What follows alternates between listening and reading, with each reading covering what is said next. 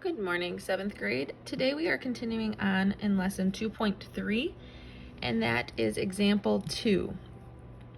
Example 2. So, yesterday we introduced the percent proportion using the PAW formula with percent, part, and whole.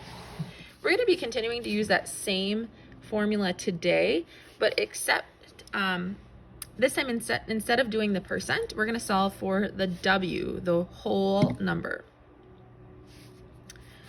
I'm sorry, we're solving for the A today. I was looking at that one, sorry. Solving for the A.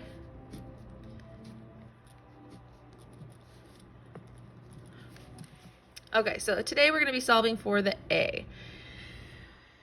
So looking at example 2, when we are solving for the part, it's going to look something as what number is 40% of 120. Now, how I know that I am going to use the formula to find the A is because I know that 40%, that the P is going to be my percent. The percent is going to be my P. And yesterday we said that the word of is usually followed by the whole. The word of is usually followed by the whole. So what number is 40% of 120? That's going to be my whole. So that means that the number that I'm trying to find, I don't know what that is going to be A. So I'm just going to go ahead and plug each of those numbers in for the different letters. So my A is going to stay the same. My W is 120. And my P is 40. And I'm not going to forget about my 100. And now I can solve just as I did yesterday. But instead of solving for this value, we're solving for that one. 100 times A is 100A. 120 times 40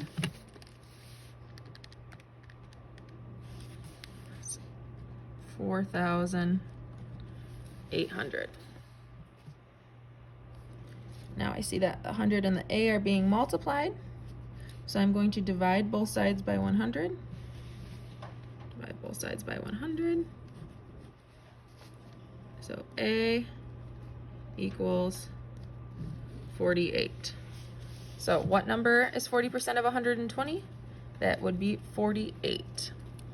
So just as a recap, we first figured out which part, which was which letter for our formula. We set it up and solved using cross products and just solved for the variable. So the only new thing is instead of solving for the P, we're just plugging a different number in for the A. And I can double check my answer too, because this A, if I stick this in here, 48 divided by 120 should get me 40%. And now 40% is a decimal, is 0.4. So that one is correct.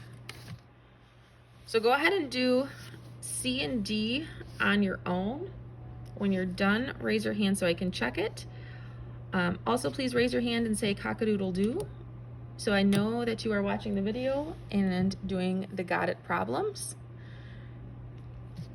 When you are done with C and D, please raise your hand. And feel free to raise your hand throughout the example as well for what help you need. Good luck.